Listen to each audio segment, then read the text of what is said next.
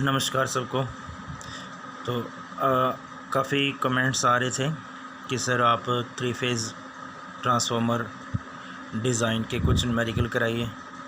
तो एक न्यूमेरिकल 2008 की परीक्षा में आया हुआ है। ये न्यूमेरिकल का PDF मैं डिस्क्रिप्शन में डाल दूंगा। वैसे अगर आप 2008 का 304 का पेपर डाउनलोड करोगे VTR के एग्ज़ाम साइट से, तो वो भी आपको वहाँ से भी मिल जाएगा। ठीक है। तो ये जो क्वेश्चन कुछ इस प्रकार है कि the calculate the main dimension of window of 3 phase delta star connected core type transformer rated of 500 kVA। काफ़ी बड़ा ट्रांसफार्मर है। 500 kVA का ट्रांसफार्मर कुछ छोटा ट्रांसफार्मर नहीं होता, अच्छा बड़ा ट्रांसफार्मर है। और 6600 वोल्ट ऑब्लिक 440, यानी आप वोल्टेज से देख के पता लगा सकते हैं कि ये डिस्ट्रीब्यूशन ट्रांसफार्मर है। यानी एक DP पे लगाया हुआ है, जहाँ हो सकता है कि 3 फेज़ के लिए यूज़ कर रहे हो या उसके तीनों फेज़ों को सिंगल फेज़ के लिए यूज़ कर रहे हो, वो उनका पर्पज़ होता है। तो 50 हर्ट्ज़ इसकी सप्लाई फ्रीक्वेंसी है for this transformer. The diameter of circumscribing circle is 0.25 metre. इसके बारे में हम पहले बात कर चुके हैं कि सर्कमस्क्राइबिंग वृत्त के व्यास को किस सिंबल से डिनोट करते हैं। किस सिंबल से डिनोट करते हैं? अभी स्मॉल d से डिनोट करते हैं। ठीक है, इन फ्यूचर अभी बताऊंगा मैं। और distance between core centres is 0.4 metre. तो 0.4 मीटर ये जो डिस्टेंस है, ये हम कैपिटल D से डोनेट करेंगे। इसके बाद में हमें दे रखा है EMF पर टर्न ET। EMF पर टर्न ET, E के पैर के अंदर T लिखा होता है। तो EMF पर टर्न इज़ 8.4 वोल्ट हमें दे रखा है। Current density del is 2.5 ampere पर mm स्क्वायर। ध्यान रखना यहाँ पे mm स्क्वायर है, जब हम मीटर स्क्वायर में कन्वर्ट करेंगे तो 10 की पावर 6 + 6, नॉट -6। ठीक है, +6 से क्या करना पड़ेगा, हमें इससे मल्टीप्लाई करना पड़ेगा। ठीक है। विंडोज़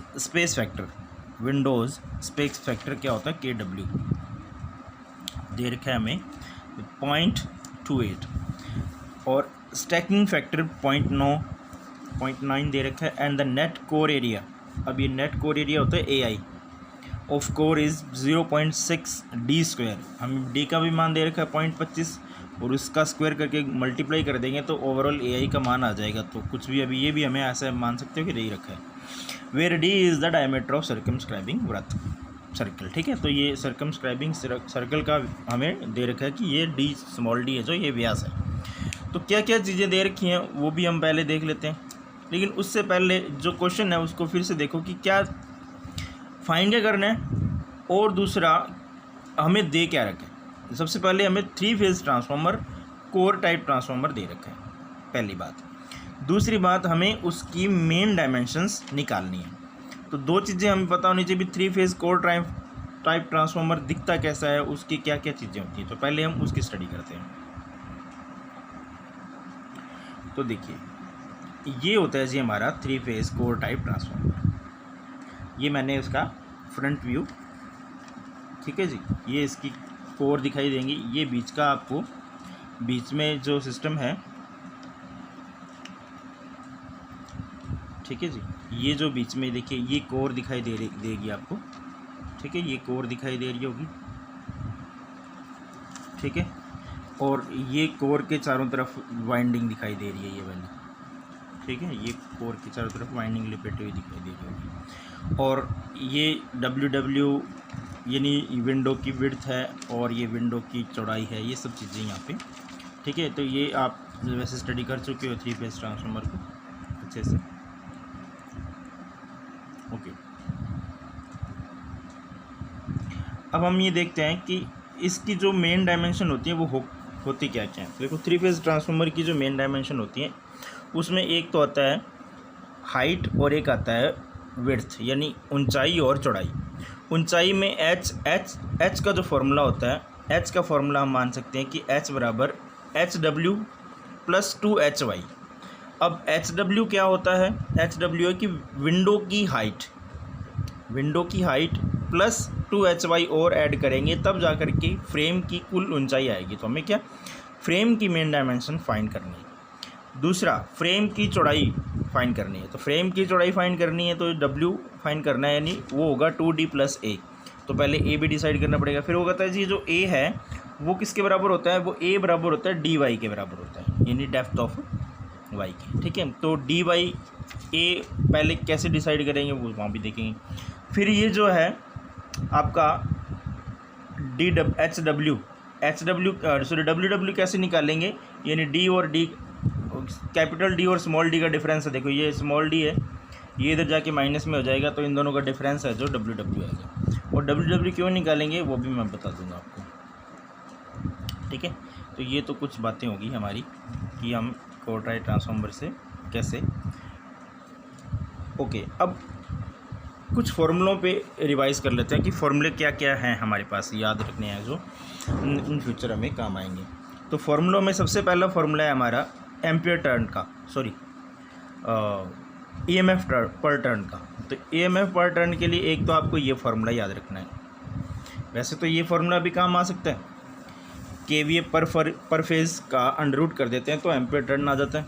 और एम्पियर टर्न हमें दे रखा है, और इनमें से कोई, अब देखो यहाँ पे अभी आप क्वेश्चन करोगे तो पता चल जाएगा। देखो फ्रीक्वेंसी भी दे रखी है हमें और एआई भी दे रखा है, बीएम नहीं दे रखा। तो अगर हमें बीएम की ज़रूरत पड़ रही है तो अभी इसी फॉर्मूले से हम बीएम निकाल सकते हैं, क्योंकि एम्पियर टर्न भी हमें दे रखा है। तो ये वाला फॉर्मूला हमें काम में आएगा, पहली बात। दूसरा हमें आउटपुट समीकरण, आउटपुट इक्वेशन सिंगल फेज़ के लिए ये होता है 2.22 और 3 फेज़ के लिए ये होता है 3.33। तो अभी देखिए, क्योंकि हमें केवीए भी दे रखा है और बीएम का मान हम उस फॉर्मूले से निकाल सकते हैं, एआई भी दे रखा है, एक केडब्ल्यू भी दे रखा है, एडब्ल्यू नहीं दे रखा, हमें निकाल सकते हैं, और डेल भी दे रखा है हमें। तो एडब्ल्यू क्यों निकालेंगे, एडब्ल्यू अगर निकालेंगे तभी तो हम एचडब्ल्यू और डब्ल्यूडब्ल्यू को निकाल पाएंगे, और एचडब्ल्यू डब्ल्यूडब्ल्यू को निकाल पाएंगे तभी हम एच और डब्ल्यू को निकाल पाएंगे। एच और डब्ल्यू यानी जो हमें खिड़की की ऊंचाई और चौड़ाई ज्ञात करनी है वो निकाल पाएंगे, क्योंकि वही तो हमें निकालनी है। सिंपल। ओके, तो अभी हम न्यूमेरिकल को करना स्टार्ट करते हैं। देखो 3 स्टेप हैं, फिर से मैं रिपीट कर देता हूँ स्टेप्स को। तो स्टेप नंबर 1 है हमारा कि सबसे पहले हमें जो एम्पियर टर्न दे रखा है उससे हम बीएम का मान निकाल लेंगे। बीएम के मान को निकाल करके उस मान से हम एडब्ल्यू का मान निकालेंगे, और उस एडब्ल्यू के मान से हम क्या निकालेंगे, डब्ल्यूडब्ल्यू और एचडब्ल्यू का मान निकालेंगे, और उस एचडब्ल्यू और डब्ल्यूडब्ल्यू के मान से एच और डब्ल्यू के मान निकाल देंगे। बस इतना सा सिस्टम है। तो अभी मैं हाँ जी, तो अभी देखिए कि अपने को न्यूमेरिकल के अंदर क्या कुछ दे रखा है। तो हमें दे रखा है, सबसे पहले देखिए केवीए दे रखा है 500। ठीक है, केवीए को हम क्यू से डोनेट करते हैं, तो क्यू का मान हमें दे रखा है 500। ओके, सबसे पहले हम देखते हैं कि हमें क्यू का मान दे रखा है 500। ठीक है, फिर दे रखा है हमें फ्रीक्वेंसी 50 हर्ट्ज़, और वैसे देखा जाए तो ये प्राइमरी और सेकेंडरी वोल्टेज भी दे रखे हैं, तो ये हमें वैसे तो काम नहीं आते हैं।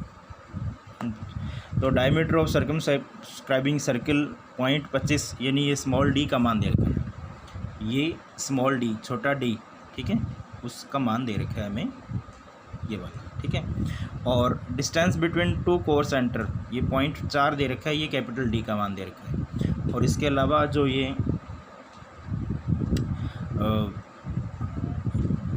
ईटी का मान दे रखा है, एम्पियर सॉरी ईटी यानी ईएमएफ पर टर्न 8.4 वोल्ट, और कंडेंसिटी दे रखी है डेल का मान, विंडो स्पेस फैक्टर दे रखा है। ठीक है, तो अभी मैंने बताया था अभी स्टेप कैसे कैसे काम करेंगे हम। तो सबसे पहले हम देखेंगे कि इसके अंदर हमें एक एम्पियर टर्न का फॉर्मूला लगाना है। एम्पियर टर्न का फॉर्मूला क्यों लगाना है, क्योंकि एम्पियर टर्न की फॉर्मूला लगाने से हम क्या करेंगे, बीएम का मान निकाल लेंगे। बीएम का मान क्यों निकालना है, क्योंकि बीएम के मान निकालने से हम नेक्स्ट क्यू के अंदर बीएम पुट करके और एडब्ल्यू का मान निकाल पाएंगे। ठीक है, सबसे पहले देखेंगे कि एम्पियर टर्न का फॉर्मूला लगाते हैं। तो एम्पियर टर्न का फॉर्मूला बताइए क्या होता है, अभी आपको बताया था। एम्पियर टर्न इक्वल्स टू, वो मैं सारा पीडीएफ है ना डिस्क्रिप्शन में डाल दूंगा। ठीक है, जो भी सिस्टम है उसके अंदर आप देख सकते हो आराम से। ठीक है, तो एम्पियर टर्न का फॉर्मूला क्या होता है भैया, एम्पीयर टर्न का फॉर्मूला होता है 4.44 एफ बी एम और ए आई, FBM.AI, ठीक है। ये फॉर्मूला होता है एम्पीयर टर्न का। वैसे अगर यहाँ पे अपने एम्पीयर टर्न ना हो, सॉरी EMF पर टर्न ना हो, तो यहाँ पे टर्न भी आ जाती है। आपने पढ़ा होगा कभी, इसको इस तरीके से ही पढ़ सकते हो, 4.44 फाई MFT। तो यानी फाई आता है जब, तो फाई की प्लेस पे हमने क्या कर दिया, BM.AI कर दिया, ठीक है जी। तो यहाँ पे टी नहीं आएगा क्योंकि ये पर टर्न है। तो एम्पीयर टर्न EMF पर टर्न का वैल्यू हमें दे रखा है 8.4, EMF पर टर्न का वैल्यू दे रखा है हमें 8.4, और ये ऑलरेडी 4.4 है ही है, और फ्रीक्वेंसी 50 दे रखी है, इसके मल्टीप्लाई में लिख देंगे 50, और BM हमें पता नहीं है, BM को वैसे रहने दो, और AI का मान दे रखा है। अब बोलोगे सर AI का मान कहाँ दे रखा है, तो AI का मान दे रखा है हमें 0.6 D², 0.6 D²। तो 0.6 तो है ही, वो तो ऑलरेडी है ही वैल्यू, और डी भी हमें दे रखा है 0.25, तो इसके 0.25 का स्क्वायर हम मल्टीप्लाई में लिख देंगे। तो ये टोटल वैल्यू दे रखी है हमें, इसमें सिर्फ BM का मान नहीं दे रखा, तो यहाँ पे ये BM पड़ा रहेगा।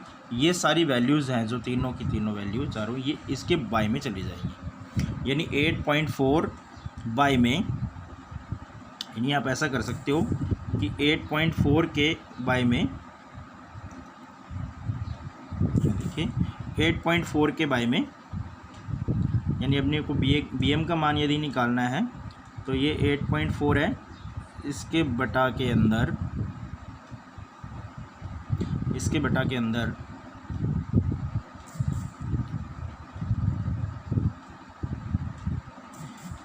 4.4,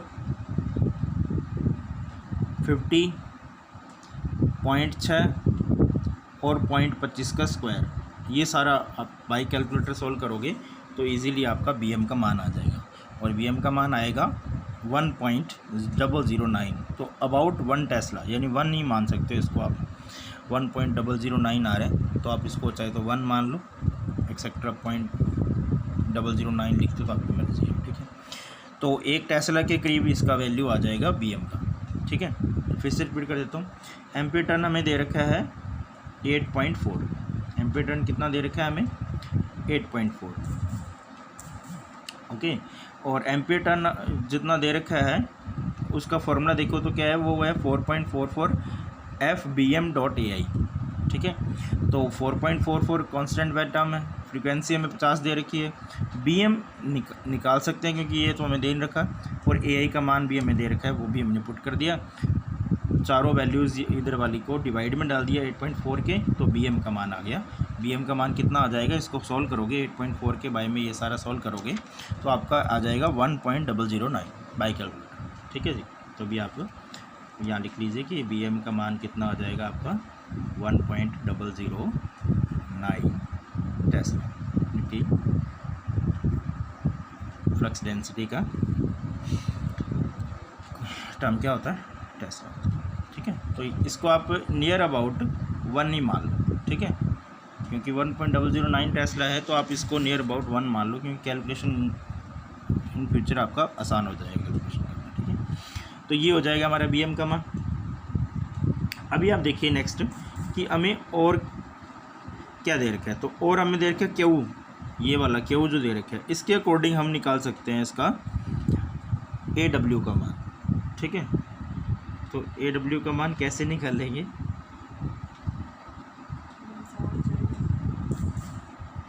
ठीक है। तो सबसे पहले देखिए कि हम 3 फेज़ ट्रांसफार्मर की बात कर रहे हैं, तो Q का वैल्यू, Q का फार्मूला क्या होता है 3 फेज़ ट्रांसफार्मर के लिए, तो Q का फार्मूला होता है 3.33 F BM.AI KW AW del into 10⁻³ okay. तो डेल के मल्टीप्लाई में 10⁻³ ये होता है हमारा क्यू, किसके लिए, 3 फेज ट्रांसफार्मर के लिए। तो अब ये देखिए इतनी सारी क्वांटिटीज़ हैं, उनमें क्या क्या हमें दे रखे क्या नहीं दे रखा। तो सबसे पहले देखो हमें क्यू दे रखा है क्या भाई, जी बिल्कुल दे रखा है। कितना दे रखा है, 500, 3.3 कॉन्स्टेंट टर्म, एफ फ्रिक्वेंसी 50 दे रखी है, बी एम हमने अभी निकाला 1.009, ए आई भी दे रखा है, के डब्ल्यू दे रखा है क्या, अभी बिल्कुल दे रखा है। कितना दे रखा है के डब्ल्यू, 0.28 और ए डब्ल्यू दे रखा है क्या, अभी ए डब्ल्यू नहीं दे रखा हमें, ठीक है। तो ए डब्ल्यू फाइन कर लेंगे। और डेल भी हमें दे रखा है क्या, अभी बिल्कुल दे रखा है। डेल कितना दे रखा है हमें, 2.5 एम्पेयर mm²। अब ध्यान रख लेना, जब mm² दे रखा होता है और उसको हमें मीटर² में चेंज करना होता है, तो यहाँ पे 2.5 है, इसके मल्टीप्लाई में 10⁻6 लगा दो। अब क्यों, उसके बारे में मैं पिछली वीडियोज़ में बात कर सकूँ। फिर से अगर किसी को ना समझ आए तो डिस्क्रिप्शन में डाल दे कि भैया mm² को मीटर² में चेंज करते हैं तो 10⁻6 मल्टीप्लाई क्यों करते हैं। तो यहाँ से देखिए सिंपली ए डब्ल्यू का मान निकालना होगा हमें। तो आप सिंपल देखो यार कि ए डब्ल्यू इधर लिखो सीधा ही, और करना क्या है खुद देख लो। अभी कैलकुलेटर उठाओ सीधा ही, क्यू बटा में 3.33 और सारी वैल्यूज़ डालो, बाकी वाली फ्रीक्वेंसी 50 डालो, बी एम एक है जो 1.009 है, सीधा 1 लिख लो, ए आई भी दे रखा है 0.6 और के डब्ल्यू भी दे रखा है 0.28, डेल भी दे रखा है हमें। वो सारी वैल्यूज़ है क्यू के बटा में डाल दो। क्यू का वैल्यू कितना है, 500। ये सब सॉल्व करोगे कैलकुलेटर तो आपका ए डब्ल्यू का मान आएगा, ठीक है। सबसे पहले आप मुझे बताओ कि सॉल्व कर पा रहे हो या नहीं। मैं तो यहाँ पे कचरा सा कर रहा हूँ यार, कर लोगे यार मुझे लगता है। ए डब्ल्यू बराबर क्यू है आपका 500 के बटा में 3.33 और इसके मल्टीप्लाई में 50 और इसके मल्टीप्लाई में बी एम है 1, इसके मल्टीप्लाई में ए आई है 0.6 इंटू 25 का स्क्वायर, 0.25 का स्क्वायर, और फिर के डब्ल्यू है, फिर डेल है, ये तीनों डालोगे, और 10⁻³ भी है, ये भी है, ठीक है, ये भी डालोगे। तो कैलकुलेशन करना है इसका ए डब्ल्यू का। अभी आपको अगर कैलकुलेशन करने में प्रॉब्लम हो तो वो भी कमेंट में डाल देना भैया, कैलकुलेशन भी करवाना सिखा दूँगा, ठीक है। आ जाएगा, वैसे तो कोई दिक्कत वाली बात नहीं है। तो ए डब्ल्यू आपका कितना आ जाएगा, ए डब्ल्यू आ जाएगा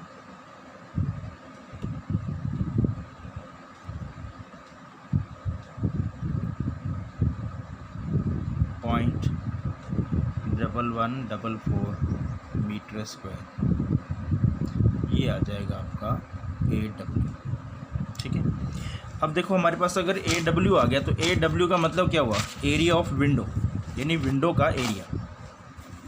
देखो हमें पता है कि अगर किसी का भी एरिया निकालते हैं, मान लो कोई एक सरफेस है उसका एरिया निकालते हैं, तो वो एरिया क्या होता है, उसकी ऊंचाई और चौड़ाई का मल्टीप्लाई, ऊंचाई और चौड़ाई का गुणा। यानी ये जो ए डब्ल्यू है ये किसके बराबर हो गया, उसकी ऊंचाई और चौड़ाई का गुणा। अब ये किसका है, विंडो का, इसलिए इसके पैर के नीचे भी डब्ल्यू डब्ल्यू लगा होगा, सिंपल सी बात। ये देखो ये एरिया है, ये चौड़ाई और ऊंचाई का गुणा होगा। तो अब इन दोनों में से अगर देखो मान लो ये हमें पता है और इन दोनों में से कोई एक चीज़ पता चल जाए, इन दोनों में से एक चीज़ पता चल जाए, मान लो ये पता चल जाए, तो ऑब्वियसली इसको आप इधर डिवाइड में डाल दोगे ए डब्ल्यू के, तो एच डब्ल्यू निकल जाएगा, सिंपल सी बात। तो सबसे पहले देखो कि ए डब्ल्यू डब्ल्यू को हम कैसे निकालें। तो मैंने अभी देखो आपको पीछे चलिए चलता हूँ मैं, एक मिनट। ये देखिए मैंने बताया था कि भाई जब डब्ल्यू डब्ल्यू निकालना है हमें, तो डब्ल्यू डब्ल्यू निकालना है उसके लिए क्या करना होगा,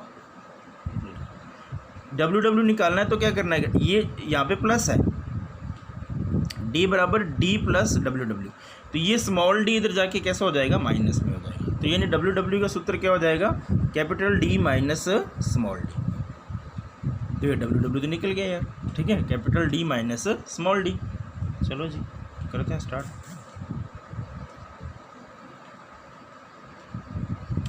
ओके, तो capital D minus small D, तो डब्ल्यू का फॉर्मूला क्या हो गया हमारा, capital D minus small D. तो अब बताओ कैपिटल डी का मान कितना है, कैपिटल डी का मान है जी 0.4, ठीक है, कैपिटल डी का मान कितना है जी 0.4, माइनस स्मॉल डी का मान कितना है 0.25, इनका डिफरेंस करो कितना आया भैया 0.15 मीटर। लो जी डब्ल्यू आ गया। तो देखो अभी मैंने बताया था कि अगर डब्ल्यू हमें पता है, AW पता है, HW कैसे निकालना है बताओ भी। HW बराबर area of window by the width of window, WW AW by में WW। तो AW कितना था देखो 0.1144 और ये कितना है 0.15, डिफरेंस करो दोनों का, डिवाइड करो तो ये आ जाएगा 0.76 मीटर। कितना आ जाएगा भैया 0.76 मीटर। तो ये आ जाएगा हमारा HW। तो क्या हमें ये निकालना है, नहीं जी, हमें क्या निकालना है, देखो यहाँ पे लिखा हो calculate the main dimension of window. वैसे तो विंडो की मेन डायमेंशन निकल गई, दोनों ही HW और WW निकालनी थी, विंडो की मेन डायमेंशन। हाँ, और अगर वो पूछे कि टोटल जितनी कोर है उसकी हाइट और विड्थ वगैरह निकालो तो वो भी निकाल सकते हो आप, कोई दिक्कत वाली बात। लेकिन इसने देखो बोला है calculate the main dimension of window, तो विंडो की मेन डायमेंशन आपने निकाल दी। अब देखो इससे आगे का क्वेश्चन बताता हूँ मैं आपको। वैसे तो क्वेश्चन यहाँ पे कंप्लीट हो गया भैया, इससे आगे का बता देता हूँ आपको कि इससे आगे क्या करना है। देखो इससे आगे ना यहाँ से कॉम्प्लिकेशन स्टार्ट होता है, इससे आगे कॉम्प्लिकेशन स्टार्ट होता है, क्योंकि अब देखो यहाँ पर हमें सबसे मेन चीज़ जो ट्रांसफार्मर दे रखा है वो कितने केवी के दे रखा है, 500 केवी का ट्रांसफार्मर देगा। 500 केवी का ट्रांसफार्मर कुछ छोटा मोटा ट्रांसफार्मर नहीं होता, काफ़ी बड़ा ट्रांसफार्मर होता है। और जब बड़ा ट्रांसफार्मर लेते हैं तो उसको स्टेप्ड कोर को स्टेप्ड बनाया जाता है, सिंगल या कम से कम 2 स्टेप से ऊपर बनाया जाता है, कम से कम 2 स्टेप से ऊपर बनाया जाता है। और जब स्टेप कोर बनाई जाती है तो उसका जो A का मान होता है स्टेप कोर के लिए, यानी अगर 3 स्टेप कोर है तो A का मान आपका 0.9D होता है, और 2 स्टेप के लिए 0.85 यानी 85D होता है, और सिंगल वर्गाकार कोर के लिए 0.71D होता है। तो अब देखो ये बड़ा ट्रांसफार्मर है, छोटे ट्रांसफार्मरों के लिए आयताकार कोर या वर्गाकार कोर रखी जाती है, 2 स्टेप कोर रखी जाती है। बड़े ट्रांसफार्मरों के लिए 3 स्टेप या उससे ज़्यादा स्टेप 4 स्टेप भी रखी जा सकती है, ठीक है। तो अब ये देखिए कि मैं मान लेता हूँ कि भाई ये जो ट्रांसफार्मर है ये 3 स्टेप कोर का होगा, क्योंकि वैसे तो ये बड़ा ट्रांसफार्मर है, तो हो सकता है 4 स्टेप भी हो, तो मैं मानता हूँ भी चलो 3 स्टेप है।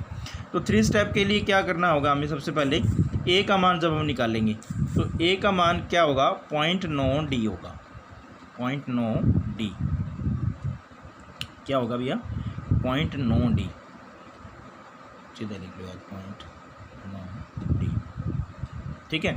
तो A का मान निकाल सकते हैं, तो A बराबर किसका हो जाएगा 0.9 इंटू D करो, तो D का मान कितना है बोलो 0.25, मल्टीप्लाई करो कितना आएगा, देखो 0.225 आएगा ना, ठीक है। तो ये आ जाएगा हमारा A का मान, ठीक है। अभी देखो मैंने अभी आपको डिफरेंट सिस्टम दिखाया था कि वहाँ पर जो मेन डायमेंशंस थी कोर की, तो वहाँ पे बोला था कि भी जो A है ना वही dy है, यानी dy और A दोनों आपस में बराबर हैं। तो देखो यहाँ पे dy भी कितना हो गया आपका 0.225, ठीक है। फिर हमें क्या निकालना है, h निकालना है, hy निकालना है, यानी hy क्यों निकालना है पता है आपको, मेन डायमेंशंस निकालनी। तो hy निकालने के लिए वही सेम फंडा ay पता होना चाहिए हमें। तो ay क्या होता है, अब यहाँ पे भी वो अभी आपको एक चीज़ और दिखाता हूँ, यहाँ ये देखो जी, जो ay है ना, यानी यॉक का अनुप्रस्थ काट क्षेत्रफल, यॉक का अनुप्रस्थ काट क्षेत्रफल, तो यॉक का अनुप्रस्थ काट क्षेत्रफल है ना जो, ये 1.1 से 1.15 ai होता है।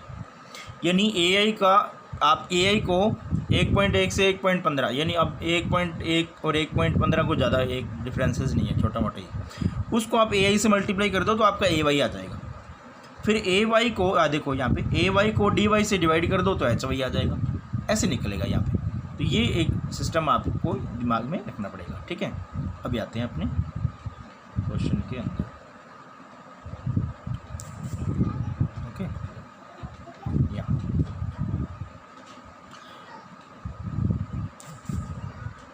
ओके, तो अभी ये यहाँ देखिए मैंने बताया था अभी AY निकालने के लिए क्या करना पड़ेगा हमें। AY बराबर आपकी मर्जी है, चाहे 1.1 ले लो चाहे 1.15 ले लो, कोई ज़्यादा बड़ा फर्क नहीं पड़ेगा। तो AY बराबर 1.1 इंटू AI। तो AI का मान पता है आपको कितना है, वो पुट कर दो यहाँ पे, कितना है 0.6 D²। D कितना है 0.25 का स्क्वायर, ठीक है। इसको आप 1.1 से मल्टीप्लाई करोगे, करो कैलकुलेट करो, ठीक है। ये कैलकुलेशन करने के बाद में, ये कैलकुलेशन मैं नहीं करके दूँगा आपको, ठीक है।